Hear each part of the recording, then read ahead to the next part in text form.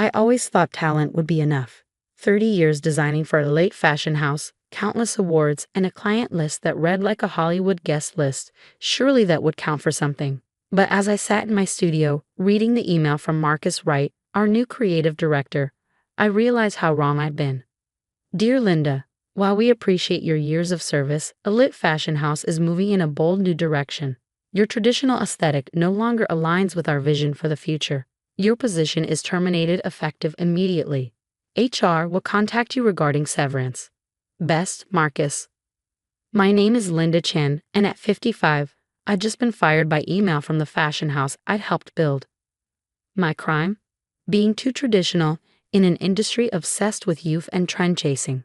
I looked around my studio, my former studio now, at the sketches that had earned a late fashion house its reputation for timeless elegance. The wedding dress that had graced 3 magazine covers last spring. The evening gown that had stolen the show at the Met Gala. All apparently too old-fashioned for Marcus's brave new world. 20 minutes, the security guard said apologetically, hovering in my doorway. Mr. Wright wants the studio cleared for the new designer by noon. I nodded, trying to maintain my dignity as I began packing 30 years into a cardboard box. My sketchbooks, my fabric samples, my collection of vintage fashion plates that had inspired so many designs, all unceremoniously boxed up like outdated inventory. Don't forget this, Sarah from accounting whispered, slipping into my studio. She handed me a leather-bound portfolio I'd never seen before. Your original sketches from the past 3 collections. I made copies before Marcus could lose them like he did with Jean's work when he fired her. Of course, Jean had been the first to go when Marcus arrived 6 months ago, fresh from some trendy startup with big plans to disrupt the fashion industry. Then Patricia from textiles. Now me. All of us over 50, all replaced by designers barely out of fashion school. Thanks, Sarah, I said, tucking a portfolio into my box. Watch your back, you might be next on his list. She smiled grimly. Already updated my LinkedIn, but Linda? She hesitated, glancing around before continuing in a whisper. Have you seen the sketches for the new collection? The ones they're showing at Fashion Week next month? I shook my head. Marcus had kept the new designs under strict lock and key, claiming they would revolutionize the industry. Let's just say, Sarah continued, some of them look familiar, especially the silhouettes. Almost like he's seen them somewhere before. Before she could elaborate, heels clicked on the hardwood floor outside. Melissa Wright, Marcus's 23-year-old daughter and newly appointed brand innovation director, appeared in the doorway, designer handbag swinging. Daddy needs the studio cleared like now, she announced, not bothering to look up from her phone. The new team has a brainstorming session at 1. I picked up my box, conscious of every award and achievement that was being erased with my departure. As I walked toward the door, I noticed my latest sketchbook, the one containing my designs for next year's spring collection, sitting on my old desk. Oh, that's trash, Melissa said, finally glancing up. Daddy says we're done with that outdated stuff. Here. She grabbed the sketchbook and tossed it toward the recycling bin.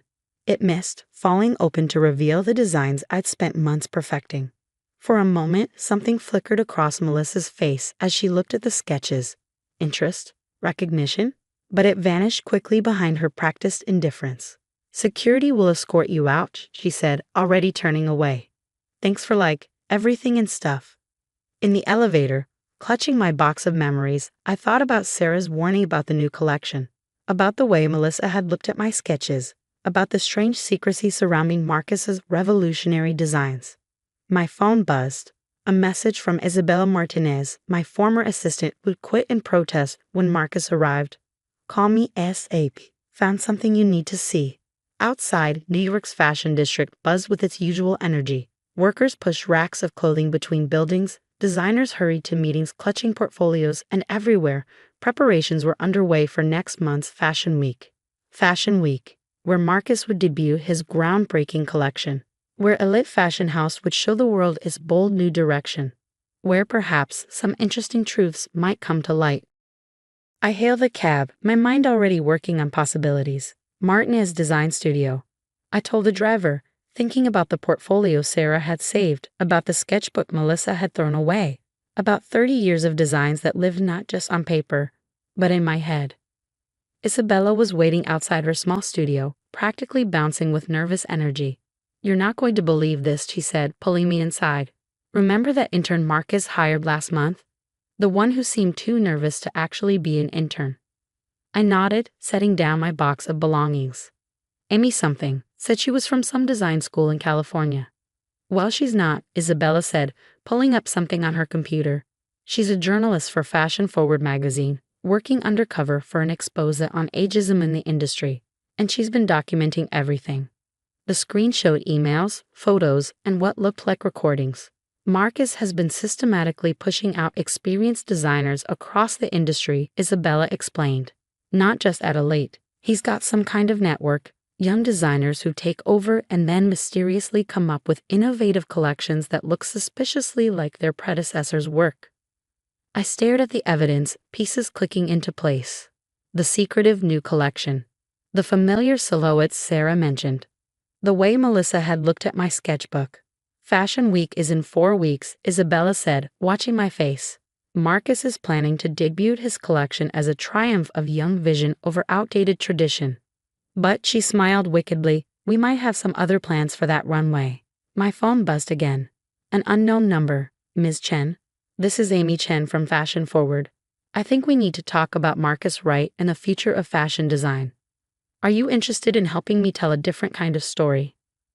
I looked at Isabella, then at my box of 30 years' experience, then at the evidence on the screen. Marcus wanted to talk about tradition versus innovation. About old versus new. Fine, let's have that conversation. But first, I had some calls to make. Starting with every designer Marcus had retired in the past 6 months. Because if he wanted to show the world the future of fashion, we might just have something to say about that. The game wasn't over. It was just moving to a bigger runway. And this time, everyone would see exactly who was copying whom. Isabella was already on her phone, sending messages. "Jen's in, so is Patricia. We've got a studio space we can use, and I know people at Fashion Week who owe me favors." I opened my saved portfolio, fingers tracing the designs that had made a late fashion house famous. Designs that, apparently, weren't quite as outdated as Marcus claimed. "One more thing," Isabella said, pulling up another email. "The venue for Elite's show? They're having technical issues. The only available replacement date is right after the slot I just happened to book for a special showcase of emerging talent." I smiled, already sketching ideas in my mind. "Tell Amy I'll meet with her, and Isabella, call everyone. All the outdated designers Marcus has discarded. Tell them to bring their sketchbooks, their portfolios, and their anger. Because sometimes the best way to deal with being called old-fashioned is to show exactly how timeless true talent can be." And Fashion Week was about to get very, very interesting. The next 3 weeks were a blur of activity. Isabella's studio, once a modest workspace, had transformed into a war room of creative rebellion. Designers Marcus had discarded from across the industry gathered there, each bringing stories of suspicious terminations and stolen designs. "Look at this," Jean said, spreading out her original sketches next to photos from her former company's latest collection. They didn't even bother changing the seam lines, just added some trendy details and called it revolutionary. Patricia from Textiles had brought something even more damning: fabric orders that proved Elite was using her proprietary techniques while claiming they were new innovations developed by their young talent. Amy, our undercover journalist, documented everything. "This isn't just about ageism," she said, reviewing her notes. "It's systematic intellectual property theft. They're counting on experienced designers being too demoralized to fight back." But we weren't demoralized.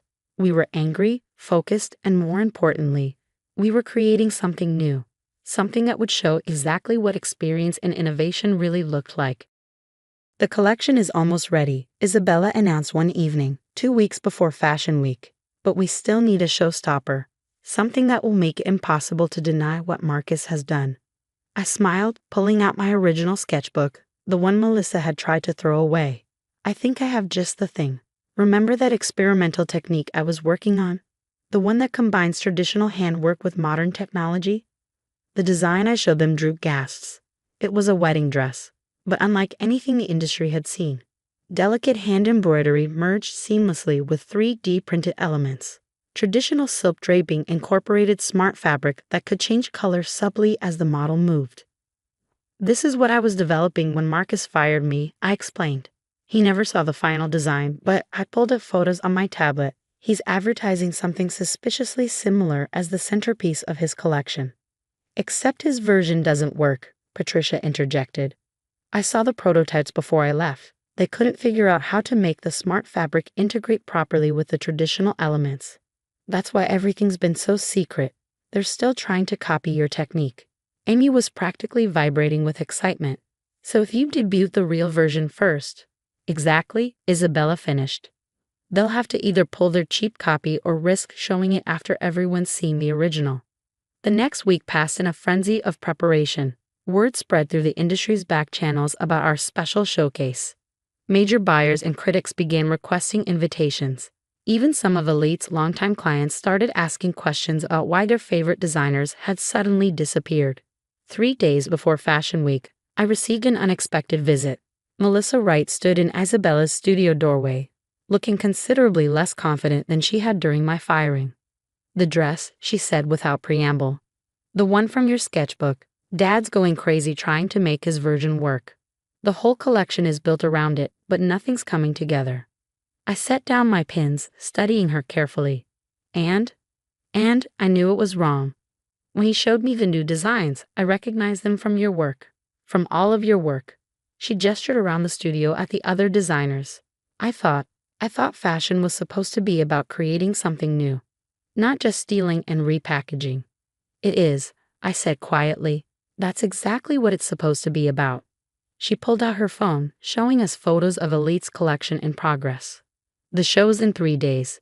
Nothing's ready. Dad's talking about canceling, claiming technical difficulties." I thought, "Miggy, you thought you'd warn us?" Jean asked skeptically. "I thought I'd finally do the right thing," Melissa corrected. "I brought these too."